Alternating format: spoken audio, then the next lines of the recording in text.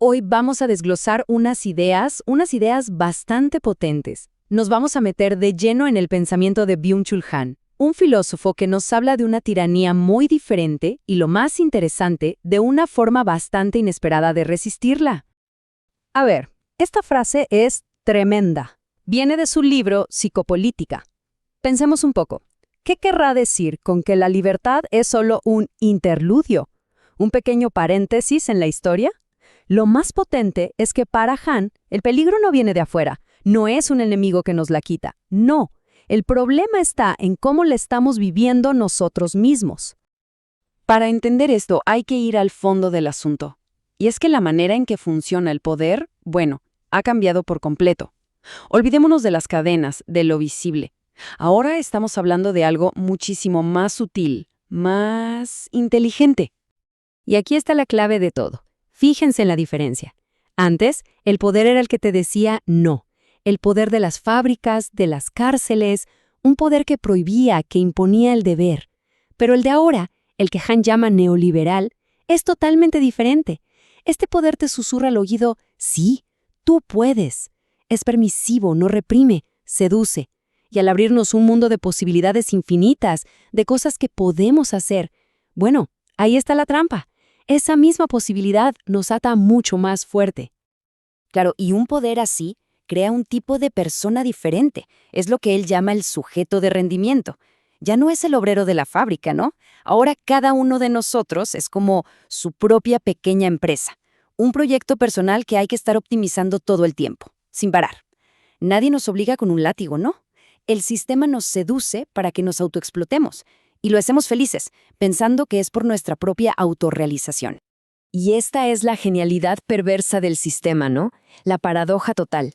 Es que esta autoexplotación se siente como libertad. Uno cree que está eligiendo, que está compitiendo, que se está superando. Y claro, con ese sentimiento, ¿cómo nos vamos a rebelar? ¿Cómo vamos a luchar contra algo que, en el fondo, sentimos que elegimos por nuestra cuenta? Es casi imposible. Ok, pero ¿cómo funciona esto en la práctica? O sea, en el día a día. Porque no es con tanques en la calle, es algo mucho más interno. Es como una ingeniería de nuestra propia mente. Aquí está el concepto clave.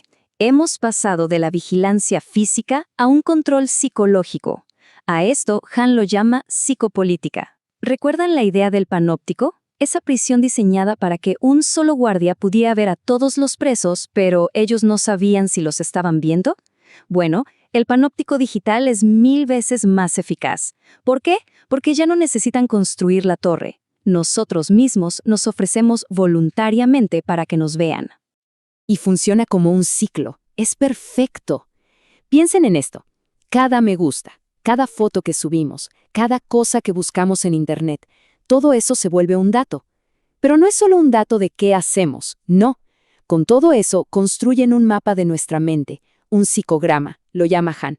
Y con ese mapa, el sistema puede predecir lo que queremos, incluso antes que nosotros, y nos guía sutilmente. Y así, nuestra supuesta libertad de expresión se convierte en su mejor herramienta de control, sin que nos demos cuenta. Es que el poder de antes, la biopolítica, se ocupaba del cuerpo, de las poblaciones, de la demografía, cosas más generales. Pero la psicopolítica, la psicopolítica va directo a la psique.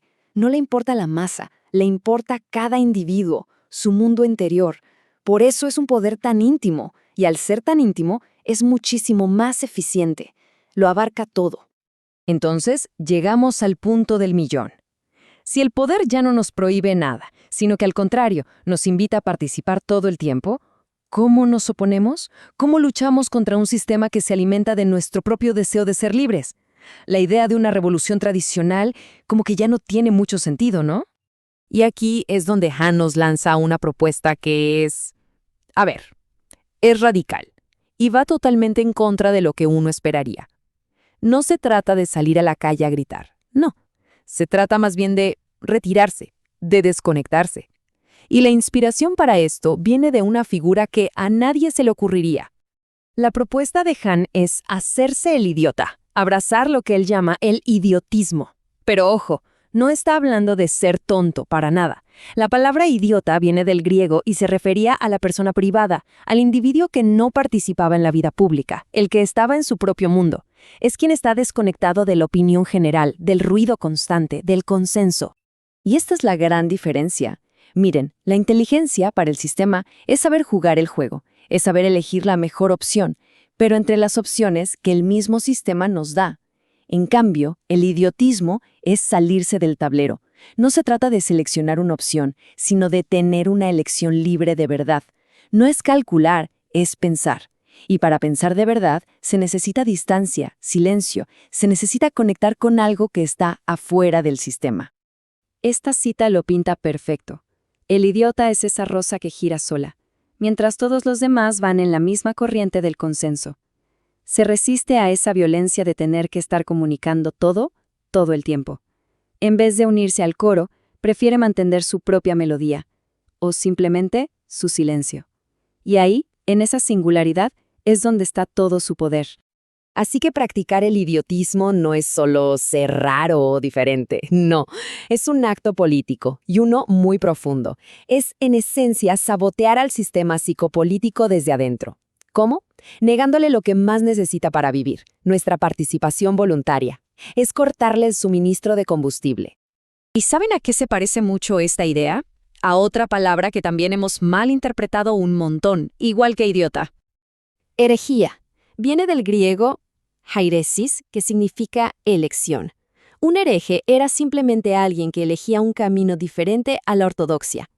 Bueno, pues el idiota de Han es un hereje moderno, alguien que tiene el valor de elegir desviarse, no de una religión, sino de la nueva ortodoxia, la de la comunicación total, la transparencia obligatoria y el rendimiento sin fin. El hereje es quien se para y dice, ¿saben qué? Yo a este juego no juego. Y repito, no se trata de ser ignorante. Es una elección estratégica. Es un acto de reclamar un poco de soledad, de silencio, en medio de este ruido ensordecedor. Es construir un pequeño espacio interior a donde el sistema no puede llegar. Es como despsicologizarse, negarse a que te hagan un perfil, a que te midan y te dirijan. Y es que, pensándolo bien, es la única manera de que se nos ocurra algo verdaderamente nuevo. Esta frase de Deleuze lo resume todo, ¿no?